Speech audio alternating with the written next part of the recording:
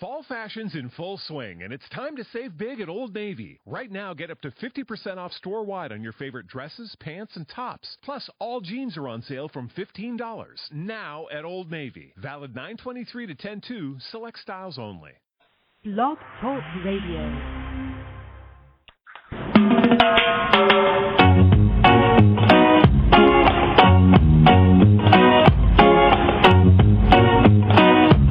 With my host, Denise Maxwell, we bring you interesting folks doing great things in the Caribbean. And tonight, we have a doozy for you. We have Mr. David Ritter. He's from Haiti, and he has a very diverse background. His ancestry is from German, Italian, French, Creole, and British. And he's lived some in Jamaica. He spent most of his time between Jamaica, Haiti, and the U.S. Then in the early 2000s, he was living in Kingston, and he encountered some American missionaries who were shocked to the point of disbelief when meeting members of a white group in Jamaica, found that there was belief and shock and even hostility at meeting a non-black Jamaican, which was rather interesting. So, of course, him being curious, some out to find that there were similar reactions elsewhere, which he found also in Haiti.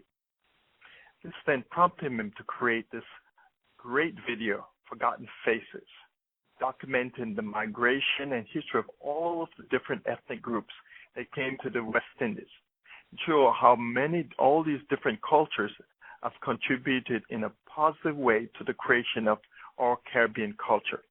So we're looking forward to having a dialogue with David this evening.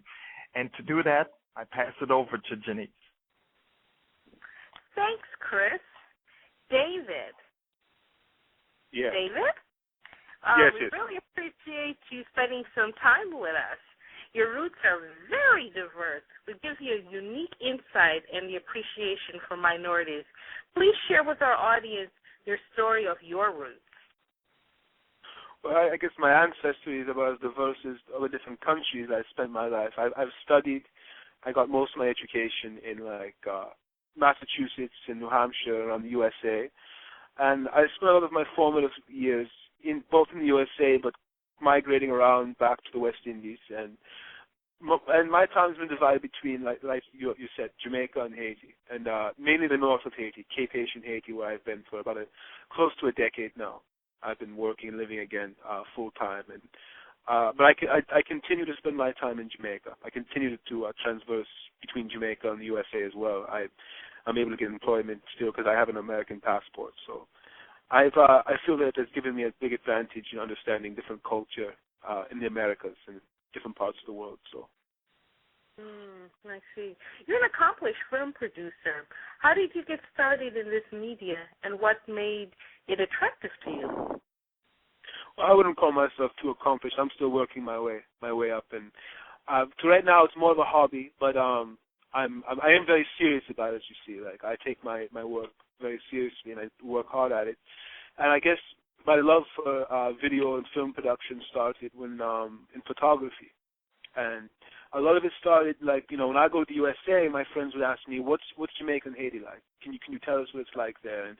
And I would take photographs and try to then show people, what my life experience is in the West Indies. And then I'll go in Haiti. I'd always have my friends ask me, what's America like? What's Jamaica like? Please, So it started wanting to tell stories, wanting to tell people about what my life is like and what these different places are like that they never get to go to. So eventually, I just thought I was limited by film. Not that my photography is subpar, obsolete, but I felt my story could be told better in the format of video and film. I see. A documentary like yours are driven by some motivation. So what was yours? I think when I started doing these documentaries about different minorities and people of non-black lineage in the Caribbean, I felt like it was really out of the fact that people not accepting someone of European heritage as being one of them. That's something I kept running into. There's always you're not really one of us, or white people must not eat the same food as me because our meeting must be completely Haitian food, or you want to listen to our music because this is black music. And when I look at the culture of the Caribbean, I see nothing but a diversity and a plethora of different cultures meeting together at one place, forming a new thing. And everyone else, for some reason, can't see that. And I wanted to just really hone in on all the things that I felt that my ancestors, people of my ancestral lineage, have contributed to, Jamaican and Haitian culture and Trini culture and wherever you go. Yeah. And but I think it also has something to do with who's doing the filming and who's exposing, because say a non-Jamaican and who have no connection to Jamaica, they assume that we're all Rastafarians when we smoke weed and dreadlocks and on and on and on. And then it's hard for them to process, hey, the reality is Rastafarians are only like 2%, maybe. Right, yeah. I was thinking people are very serious about it. It's hard for someone to understand that there's even discrimination against Rastafarians. It's like, what do you mean? They can't even comprehend that. So I think it's just who's filming and what's being said about that community. You see that with any group. So it's important, I think, that the people do not allow other people to tell their stories. You must tell your own story, because if you don't, there's always that chance of discrimination, or maybe a figment of their imagination. I remember when I was younger, you watch the Cowboys and Indians, right? And then the Indians were always portrayed as the evil people. And if you play Cowboys and Indians, you wanted to kill the Indians. And because you're a child, you're just imitating what you're seeing, right? The reality is that when you become older, it's like, oh, my goodness, what was I doing? Why was I saying Indian savages? These people were being murdered, and they were defending their land. And they were being attacked, and the other group were the savages. But you see, it's who's telling the story and whose interest is it to perpetuate a certain stereotype. So anyone who makes there's always going to be a bias when, say, like anyone writes something or produces something. It's very hard to stay away from a complete bias. And I hope not to be overly biased in my work. I do want to tell both sides of the story. No. I'm not saying that you're overly biased. I'm saying it's important that you tell your story. Because when you tell your story, I can't say, well, there's no such thing as a white Jamaican or a white Haitian. Because all I ever see when I turn on the TV is some Haitians on the boat, or Haitians doing this, or Jamaicans doing this. So it's important that you show the diversity of the community, because then you educate people and you eliminate stereotypes. So that's a commended. I commend you for doing that, and I encourage. It's just important to tell your own story, and not allow others. The minorities captured in your film are in a very tough spot. They are minorities in a country who's perceived them with status and blessings, the majority people, but they're not. And how do you attempt to get sympathetic hearing from the Jamaican community or Haitian community? Because I think it's most important I think it's most important just to see people as individuals instead of seeing them as a group. They're from this group of people who are X, Y, and Z. If you're of Chinese ancestry, you must be this, and that, and there's no other way you could be anything different. If you're of German ancestry, if you're white, you must be an Englishman sitting up on a veranda drinking rum punch, looking down at all the poor people, laughing at them or something. Like, I gotta take away a generalization and look at this person as an individual and realize within different groups of people, there's individuals, there's human beings within an ethnic group or a racial group, and in the end, see them as similar to you and see them as how they feel the same things you feel. Have they gone through similar situations and experiences, and connect with people by seeing them as an individual and not a group. Right. Perfect. I so agree with you. What are some of the inhumane indignities do you think these minorities have suffered?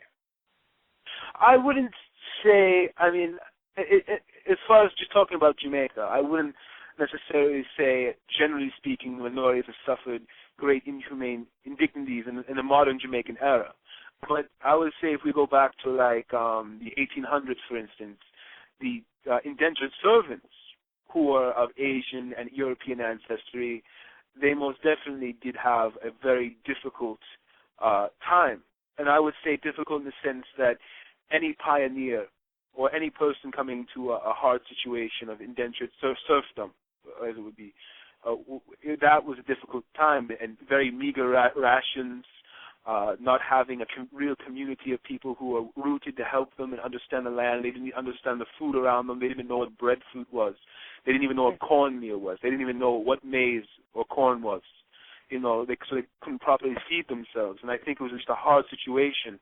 I do feel that indentured servitude, it was an agreement, but it was a very hard life, and it was a form of exploitation. I guess some people could see it as that. As far as other nations, aside from Jamaica, there's been, like in Haiti, that the Arab populace has been forced out several times. And then, as people know, there's been 3 riots against the Chinese in Jamaica. No, I don't. I think our listening audience would, if you could give us a brief synopsis, because prior to learning about your work, I did not know about that. Basically, my experience with Chinese people in Jamaica, they were usually the shopkeepers. So I didn't know that there was tension between the Chinese and blacks. Well, generally speaking, the Chinese community, generally speaking, is a very business-oriented and very middle-class, sometimes shopkeeper community, who grocery stores and diverse stores and things. But the history of the Chinese in Jamaica started, the biggest migration started on indentured servitude. They came as indentured servants. And eventually, when they were living in very rural areas like Port Antonio, and they were living outside in the cane fields and the banana areas of Port Antonio, and in those times in the late 1800s, and people would have to migrate to Kingston to get their goods, to get rice, to get food and clothing. So the Chinese, who are still at this point ethnically Chinese, more Chinese than Jamaican, there was only first, second generation, they decided to start businesses and grocery stores and shops so that people in rural districts didn't have to migrate to Kingston anymore to get the things they needed. So that's how the Chinese community became very middle class, and eventually, as we start seeing now, we start seeing some very elite, economic elite, wealthy Jamaican populace, and that's how they've worked their way into Jamaican society. But the Chinese, for a long time, did not want to assimilate with Jamaican culture and Jamaican people, and this created a big rift and a big mistrust, and a lot of them weren't necessarily friendly, and in turn, this created a big gap, and eventually frictions were created from this, and a generalization against the Chinese was created amongst the wider Jamaican people, and then the Chinese kept building up their mistrust, and this then led to riots, and we saw Chinese shops being burned, windows being smashed, all before my birth. I was born in the 80s, but this was happening in the first time was, I would say, the late 1800s, then the 1920 or so, 1930, 1965, I think, was the last riot, the latest riot in Jamaican culture. So. Yeah, but I think each one came with a different element, don't you think? Because there were different experiences going on the island, and also independence was around the corner. Some people had, I guess, they were staking out their claim, as opposed to in the 20s, it may have been from a different aspect. But they are isolated without any government recognition. Are they? I would say in some ways, if we're speaking about the Chinese, yeah, I would say so. And you wouldn't necessarily find people in government representing them solely, but that makes sense. I do feel that part of my project does talk about assimilation. and how if you want to be part of a community and you want them to accept you, you have to learn the culture. You need to be a part of the culture and contribute. And that's a lot about my projects, how the minorities who survived have contributed and given. Yeah. And it's interesting how it might be a future project, how Jamaican Chinese, which are primarily from the Hakka community, correct, in comparison to the new Chinese. Oh, it's pretty amazing. Even yesterday I had this conversation. I met a man from India who is living in Jamaica. And what's interesting is that the Jamaican Indians, who have no connection to India, they're migrating out of Jamaica, but the Indians from India are migrating into Jamaica. And even now, they have Chinese people. They're not from the Hakka community. They're probably different communities, but they're just Chinese ethnically, but they're not Jamaican Chinese. They are also migrating into Jamaica now. So that would be an interesting project, how someone who's ethnically Jamaican, but I guess phenotypically Chinese or Indian, and they're a couple of generations in versus the new arrivals of the Chinese and Indians, and how they perceive Jamaica, and if they even want to integrate. Yes, it's a very good point. There's been, in the past 10 years even, there's been a big influx of new Chinese coming to, especially in the Montego Bay area. And then, and believe it or not, a couple of Africans are going down there too, so the black Africans versus the black Jamaicans, that's a new dynamic that's going on in Jamaica. So there'll be some interesting projects of how Jamaica is going to be in the next 20 years or so. In a complete this sentence for us. After viewing your this documentary, the viewers will be more... I'm hoping empathetic, perhaps, or enlightened. Enlightened in terms of, I didn't know that they had Chinese and black and white and Indian Jamaicans, or... Well, we're talking to foreign people. I mean, perhaps when I say foreign, maybe North Americans or Europeans. I hope that maybe when they watch my projects on the Jamaican Germans, that someone in Germany will kind of feel a connection to Jamaica and think, that's amazing. People of my blood have had history there, and maybe there's more I have in common with Jamaican culture than I thought, and perhaps make a connection. And there's a huge, which really blew me away, a lot of German people who are just Germans. In Germany, they really have an affinity towards reggae and the whole Rastafarian culture. And in Sweden, too, sizable, which is very everywhere you go. I mean, people love, and I think that's attributed to, reggae music. Bob Marley. And Bob Marley, and now the dance hall, and I think music would help people understand Jamaican culture, but still, those same people, Japanese, Swedish people, and Germans, are still unaware that, there's more of a connection they could have than they think, Much more than they, You have several you've had several showing of this film. What was the audience response? I had a really, that's why I'm in Massachusetts at the moment, because I just got finished with a screening, and I had actually a black Jamaican. He's actually grew up in England, but was born and raised in Jamaica till the age of 8, and now lived in England, and now is living in the States. And he said to me that this was a great thing because he could relate it so much to his experience as a minority in England and how he felt growing up and different things. And then he said to me that that he always did remember growing up, all these Chinese shops and Chinese people, and he knew this white man that lived down the street from him who was a Jamaican, but he sounded like a Jamaican, but couldn't put his finger on it. So to him, it was actually, for someone who initially was a Jamaican. It really helped him understand what was going on around. Apart from sensing the wider community of their plight, what other goals are you hoping to achieve? I think that there's just several themes I have, and part of it's preserving history and culture and heritage. I don't think has been given that much attention to by most historians and people. A part of it is showing telling people who are, of maybe say like German or Chinese heritage, that they can be proud of their heritage and culture because there's positive aspects, many positive aspects and people within it, and also just showing all people in the West Indies and people abroad that it's not strange to be of a different color and be Jamaican, and that you can be of a different heritage or color because all these different cultures have contributed to the culture and what Jamaica is now. So it's not a strange thing, though it may be rare to see. It's not a strange thing, also, and not.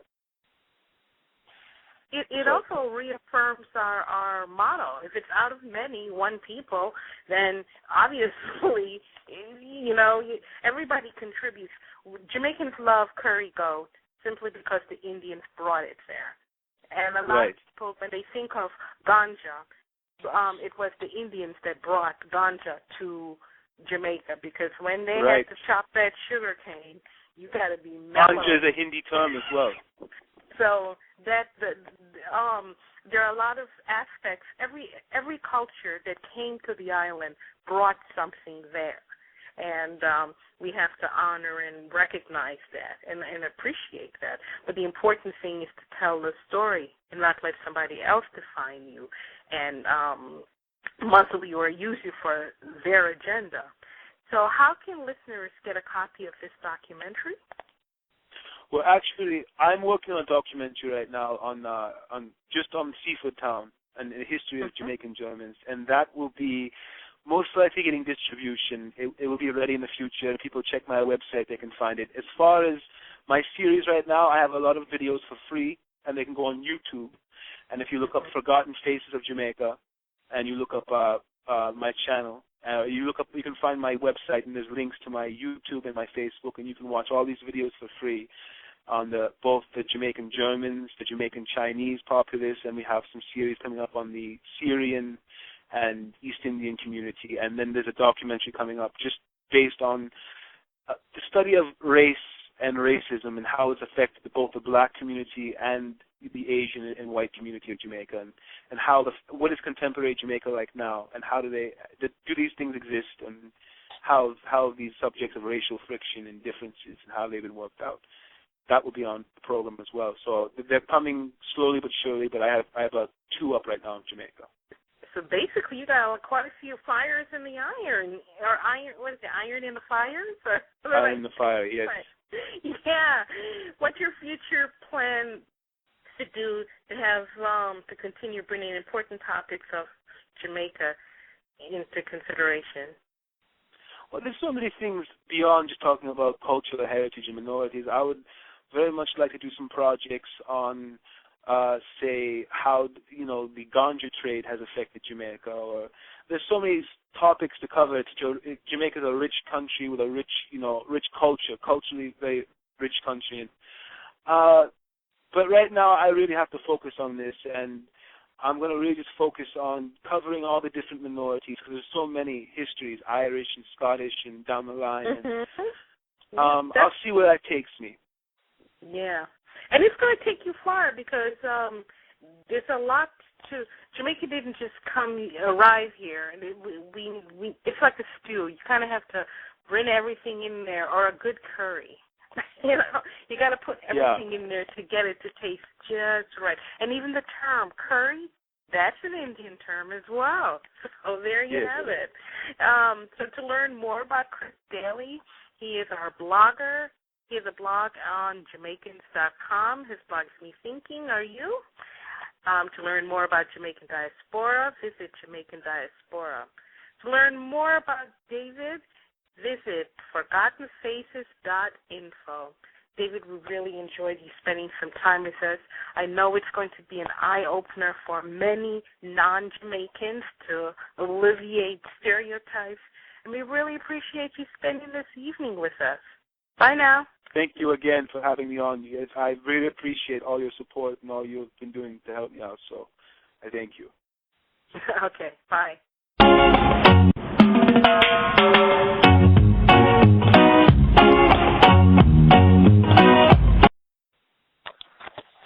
Fall Fall fashion's in full swing, and it's time to save big at Old Navy. Right now, get up to 50% off store-wide on your favorite dresses, pants, and tops. Plus, all jeans are on sale from $15 now at Old Navy. Valid 9/23 to 10/2, select styles only.